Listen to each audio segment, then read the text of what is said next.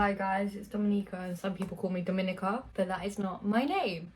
I'm going to be doing like a reading wrap up of all the books I read in June and July. Bro, this bracelet I have, it's like broken. I don't know how to attach the strings again. I got it on holiday as well, so I can't like get another one, but whatever, I'll just tie a knot somewhere. Anyway, let's get into it. June. So, obviously, it looks like I've only read 3 books, but I did read 2 of them on my Kindle. Starting off, we've got Terms and Conditions in the Fine Print series, and I'm pretty sure I rated this like 4 stars. Then, obviously, I read Final Offer, which I probably would rate this like 4.5 stars. I did prefer this one to Terms and Conditions, to be fair, just because, I don't know, I mean, it's bigger as well, but that's not why. But, like, I just felt more attached to these characters. I felt like Callahan was more real, but I did really like the adventures that Declan and Iris got up to in this one, to be fair. And then after I read that, I read Riley Sager's The House Across the Lake, and it was a 5-star for me. It was actually so good. I think it's one of the best thriller books like I've read. Like, I did not see any of that coming. I tried to predict it, right? I tried to predict it, and they were wrong. They were wrong. I saw Destiny Sidwell read it, right? And she said it was such a good book. And she was like, you don't predict any of the twists coming. And she's so right. You don't. It was so good. I read it in 2 days. And that was like the quickest I've read a book the entire year. And like on my Kindle, I can go through books so much quicker.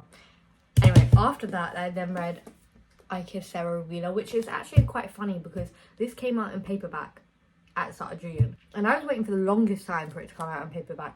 So what did I do? I bought it on Kindle because I saw it came for 99p. But then I walked into Waterstones the day of its like paperback release, and I bought it in Waterstones because I forgot I bought it in here. So I now have 2 copies of this book. But hey, I'm not complaining. It wasn't bad. I rated it at 4 stars. And then last but not least, in June, I read 7 Days in June, and I didn't read it in 7 days, but I read it in 5. Which is good enough, you know. It's okay. I finished reading it on the very last day of June, so I kind of had to cram it in so I could read it all in June.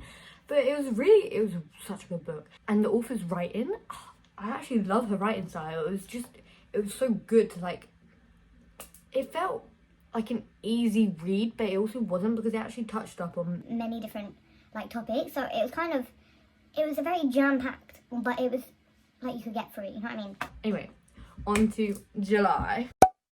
So I read more paperbacks this time, but I did also still read like 2 books on my Kindle. So in June I read 5 books, but in July I read 7. To sign it off, in the first week of July I read the Some Might Turn Pretty trilogy. I read it all in a week while I was on holiday, of course. The books are kind of ruined, like you can't really tell, but especially the first 2 because I've read them mostly out in the sun. The pages are like tanned. The book covers, you probably won't be able to see on camera anyway. Oh, I've just dropped one. Like it's like kind of bent and chlorinated or something. I do like to take care of my books other than dog earring and spine cracking. These books just went through a lot. And then after that I read Beach Read. I wanted to read this on my holiday, right, but I only started reading it when I was in the airport going back because I didn't actually have enough time while I was on holiday. I was only there for a week, and the fact I read 3 books, that was quite good for me. But yeah, Beach Read, I'm gonna say this was like another 5 stars because to me it felt like another 5 stars. I loved it. And like, this was my first Emily Henry book, by the way, and I have seen she's announced another one, but I'm definitely going to be reading more. I've got Book Lovers on my book cart, like down there, but you can't really see it, but I will be reading that soon as well.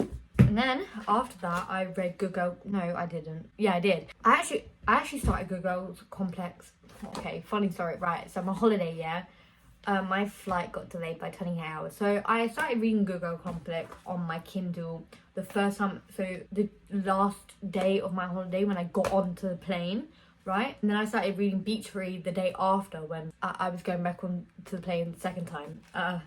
Yeah, long story, but I do have a holiday vlog coming, so you'll be finding out about that soon. Anyway, so I did rate that 4 stars. It wasn't, did I think I rated it 3.5. It wasn't anything special. I did attempt to read the second book in the trilogy, but I kind of, I haven't DNF'd it, but I put it to the side for a minute just because I started reading it straight after I read Good Girls Complex, which was not a good idea because then I got very confused between the characters.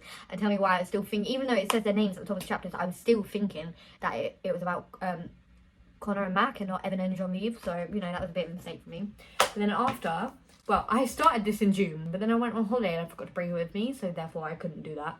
And then I was like, oh, I'm just gonna read like beach read first and then whatever. So I started reading it while I was reading Good Girls Complex. You'll see it in my week reading vlog. But anyway, so I have finished this now and I'm very late to the party, but I will be reading the others in the series as well.